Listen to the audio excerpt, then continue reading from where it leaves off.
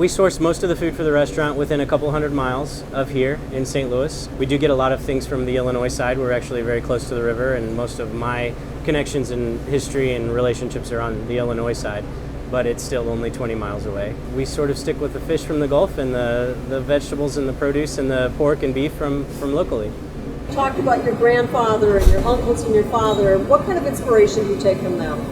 Well, their hard work is the first thing. I mean, this is a very hard thing to do, and farming is a very hard thing to do, and most of them were cash crop farmers, not so much the petite vegetables and the things that we use at the restaurant, more grain farmers. That work ethic and the gardens of my youth, that my grandmothers and my aunts and what they would do, that's where the real inspiration comes from. I mean, even the name Farmhaus is sort of a kickback to my German grandmother, so it doesn't really mean we cook German food, it's just sort of a nod to where we came from.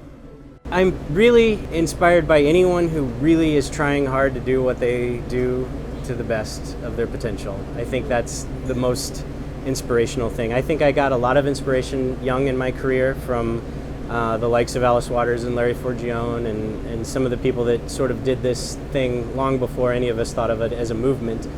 A lot of people were very much thinking about this long before we were here.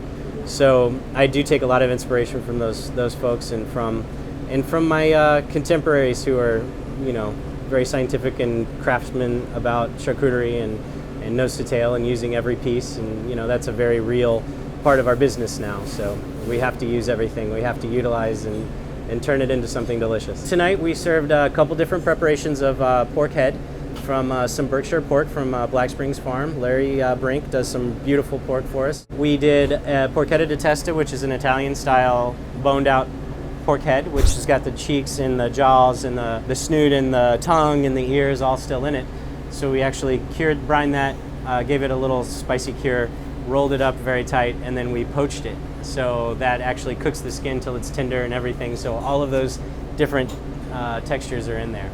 And then another dish that's maybe more of a throwback to my past would be the smoked pig's head. We cured with brown sugar and salt and smoked for about 16 hours. Then we pull all the meat, get all the good stuff out, and then roll that up very tight so that we can then slice it and fry it and get a little caramelization on the outside.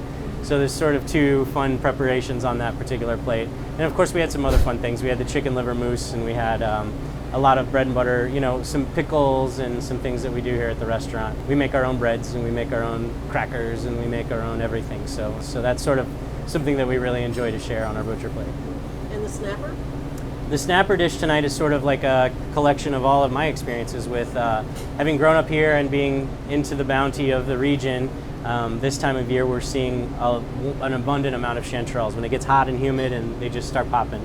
So we have paired that with some beautiful fish from the Gulf of Mexico, where I also spent a bunch of time, and sort of like a bringing together of the worlds. We had some wonderful hush cherries in there, ground cherries.